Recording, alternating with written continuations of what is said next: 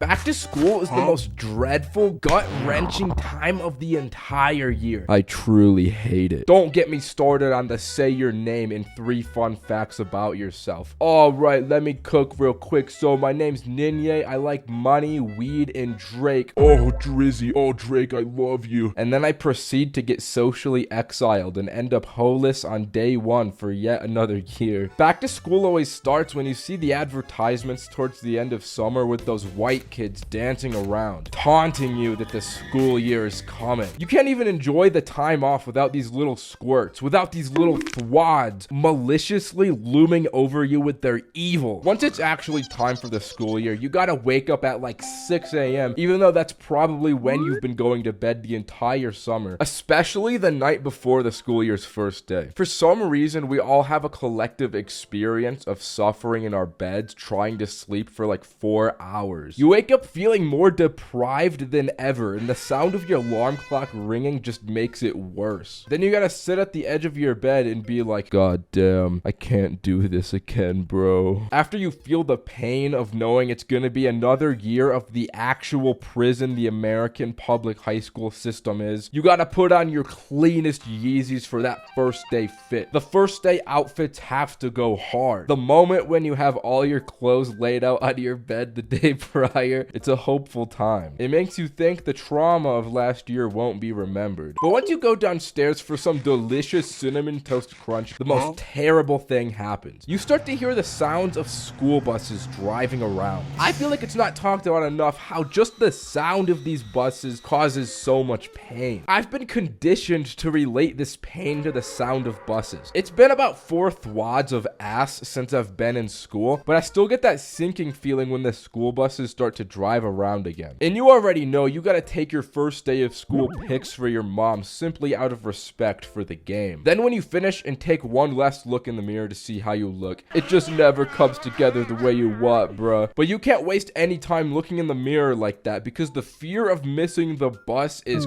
crushing. If you miss that bus, you might as well jump into traffic because what happens at home when your mom finds out will probably be worse. During the bus ride, if you nod off for just 1 second and your head touches the window, it's gonna pound your skull into dust. And there is no air conditioning in the buses, so if you live somewhere hot, you'll sweat terribly the entire ride and smell like dog water by the time you get to school. When you pull up and lay eyes on school for the first time in months, you gotta be prepared to see some of the most downright abysmal fits some of these kids wear. Every school has the highlighter freshman. It's like, where do these kids even spawn from? Why is there always a highlighter kid at school? And then there's the army kid in all camouflage tactical gear. He's probably named Brian and he wears glasses with the band that wraps all the way around his head. Bro is really dressed for the worst possible scenario. Then we got the army kid who always wears the Ushanka fur hat and thinks that Soviet Russia is the coolest thing in the world. Dude is a literal 14-year-old. How can you be that much into war and politics? He doesn't even know the world outside of his mom's house. Like, get a job, little bro. When the first bell rings, finding your classes will make you feel like you're searching for the One Piece. I swear I'm always so lost, but I might just be directionally challenged because I can remember some years when I needed my schedule guide for like 2 months after the year started. And because of that, I more times than not walk into my class a few minutes late. And when you walk into class late, everyone just stares at you. Everyone will simultaneously eye you down like they're all 6-foot light skins with baby blue eyes staring into the depths of your soul. Once class actually starts, I won't lie, in my opinion, the first day goes hard. I always forget that it's just going over the syllabus on day 1. I walk in there expecting hard manual labor. So when I get to just sit down and tune out, I've always been a big fan of that. Along with the syllabus, you've also got to do the dreaded icebreakers. You cannot tell me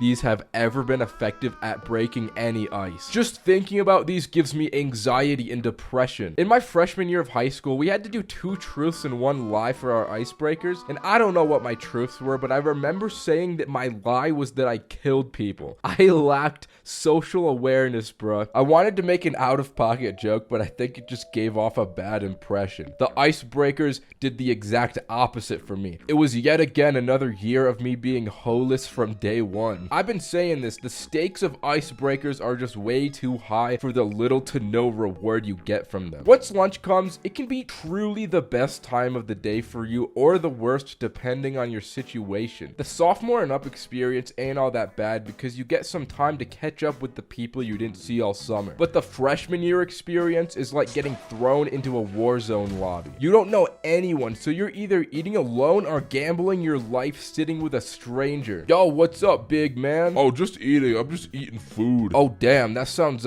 tasty. That sounds tasty. What are you eating? Bologna sandwich. Damn, bologna sandwich. That's fire. Thanks, man.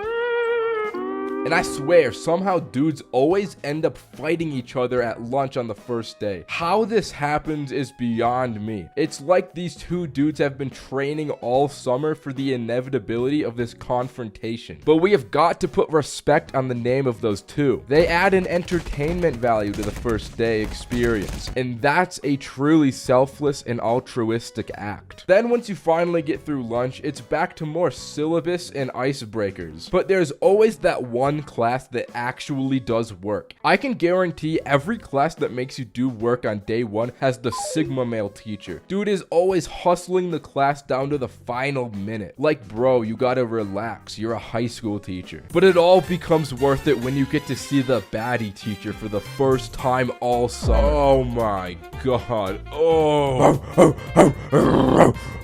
I already know I'm her favorite student. I swear I'm the baddie teacher's favorite student every time, bro. I had this one teacher back in the day. Oh, I know my boys back at home know exactly who I'm talking about. I was always her favorite student, bro. Once you finally get to go home, you get such a massive rush of dopamine from getting through that first day. But that's quickly followed by the dread of knowing that you have the entire school year ahead of you. But the school year, as bad as it can be, is not one to be wasted. Yet education is important, even if it feels like what you learn is pointless. It trains your brain to be disciplined in how to learn. And the social aspect of school is huge too. I mean, once you get out of high school, where else are you gonna find friends? At your job? Lord knows you don't find friends in college lectures. So as ass as it is, there are important aspects to achieving academic prowess. And you can meet some truly goated people in your classes and in clubs, even if a lot of them come off as strange at first. The worst mindset to fall into is the